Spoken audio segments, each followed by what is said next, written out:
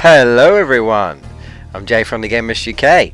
We've just recently finished Crash Bandicoot 2, so it's now to start none other than Spyro the Dragon. No. Anyway, let's just go and select a thingy. Can't remember which one I've got space on. I do not have space on this. Well, screw you. Let me just change my memory card.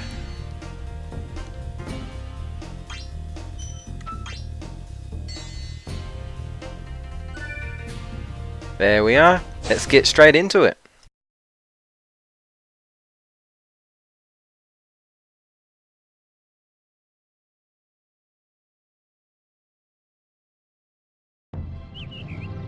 Okay, rolling. Oh, it's been peaceful here in the 5 worlds, or is it 6? For a dragon's age. We now have 12,000 treasure, or is it 14,000? What about this Gnasty Gnorc character? Now, I understand he's found a magic spell to turn gems into warriors for his cause. I'll take that question.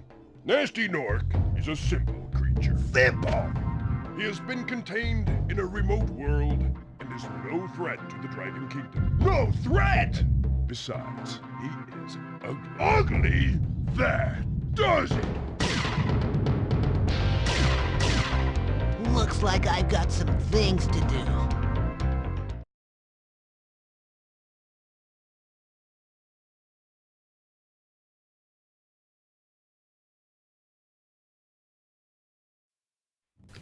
Okay guys, here we are, and welcome to the Let's Play of Spyro the Dragon.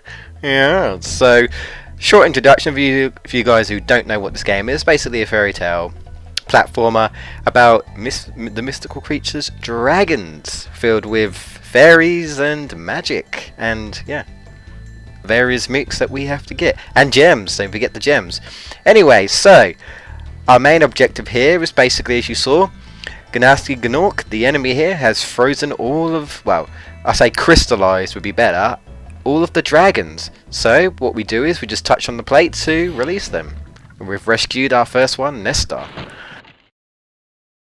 Thank you for releasing me, Spyro. Free 10 dragons in the artisan world. Then find the balloonist. He'll transport you to the next world. What about Gnasty Gnorc? I'm going after him. Find dragons first. That's all I can tell you. Here's basically the introduction guy. He basically says, release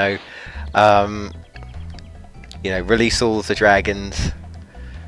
Pretty much, that is your objective. You also need to collect gems as well.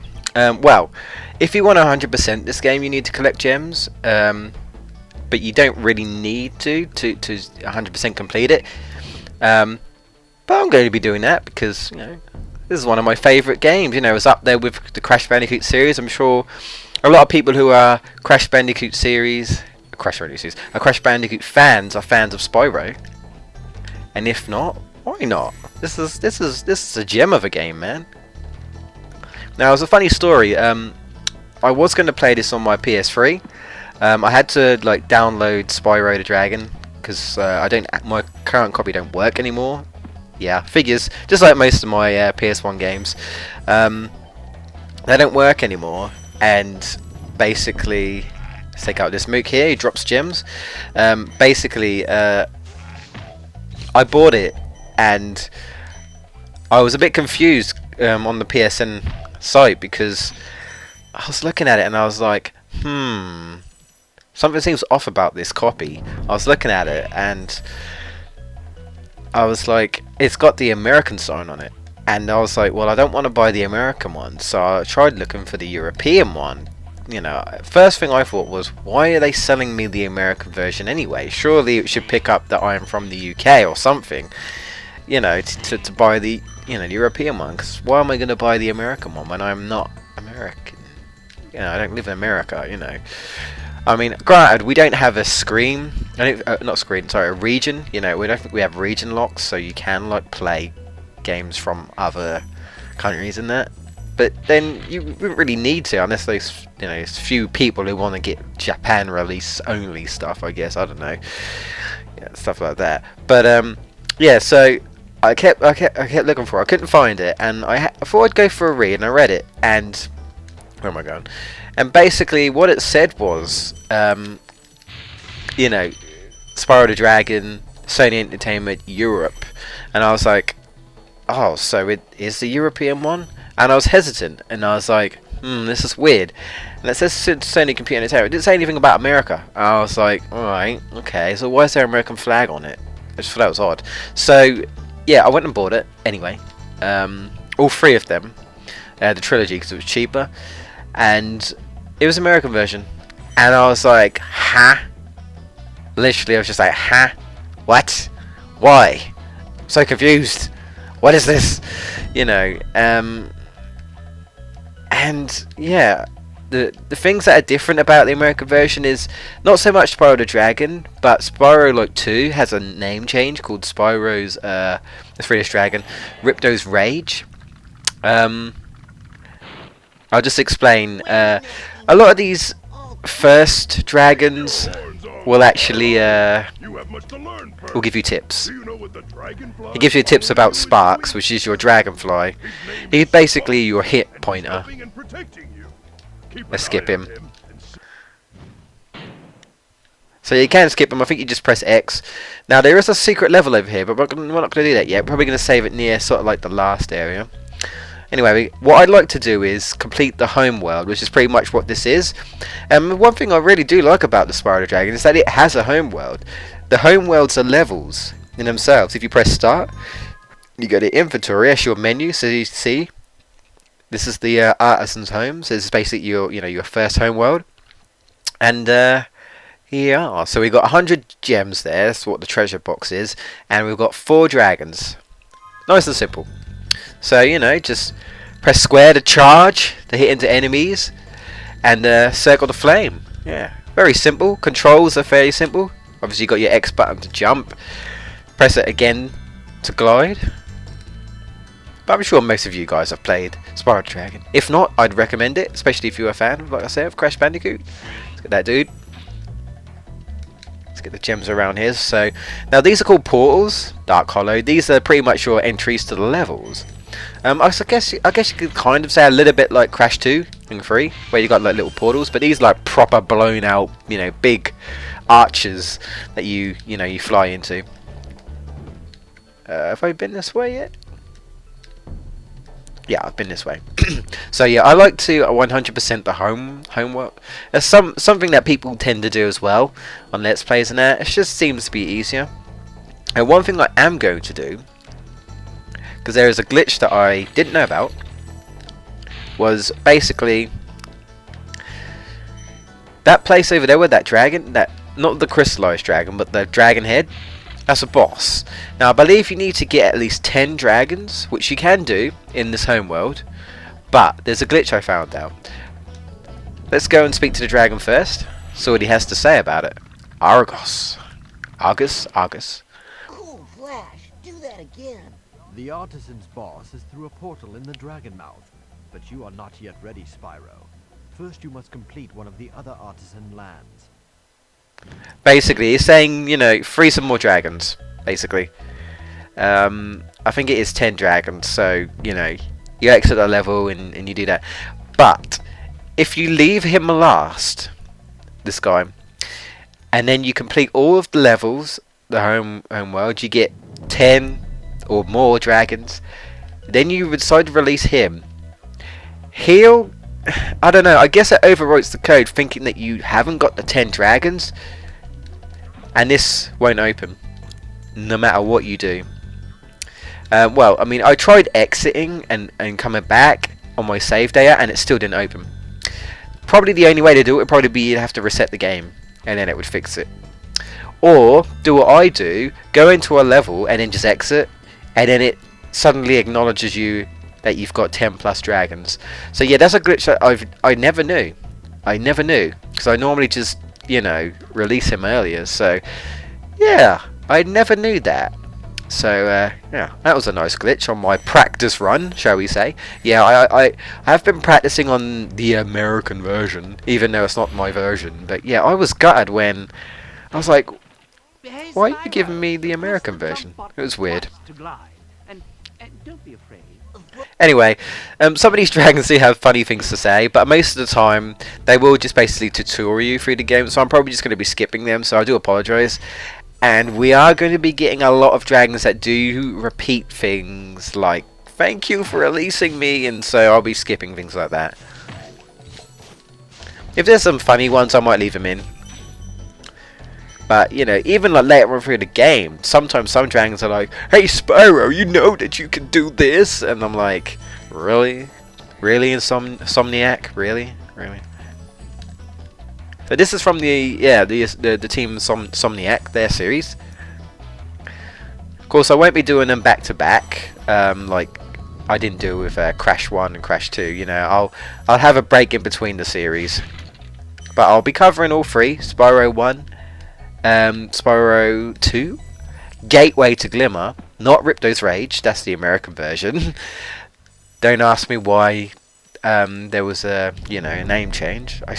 I don't know. That's weird like that. It happens. And Spyro Year the Dragon. I think Spyro Year the Dragon is exactly the same. I think, he says.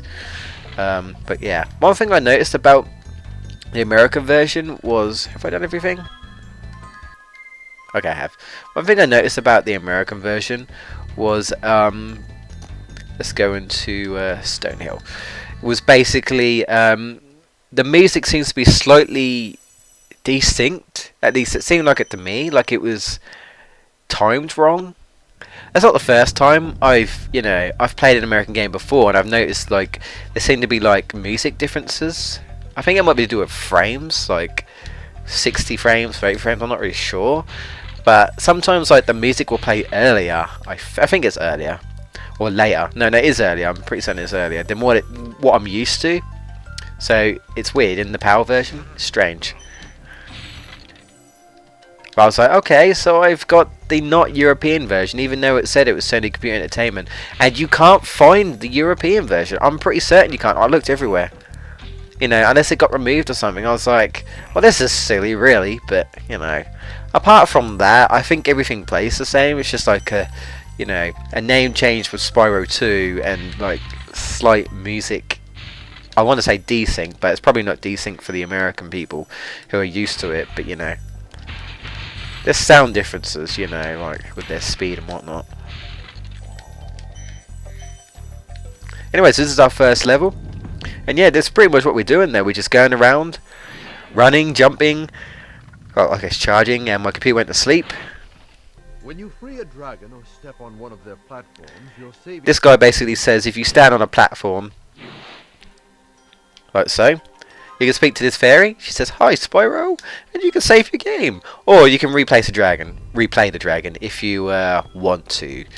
But yeah, I don't need to. So now these worlds for a PS1 game isn't bad. You know, I like it. One thing I will just touch up on, Sparks. As I said before, that guy with Dragon was saying, is your hitbox. If you get hit, he turns blue.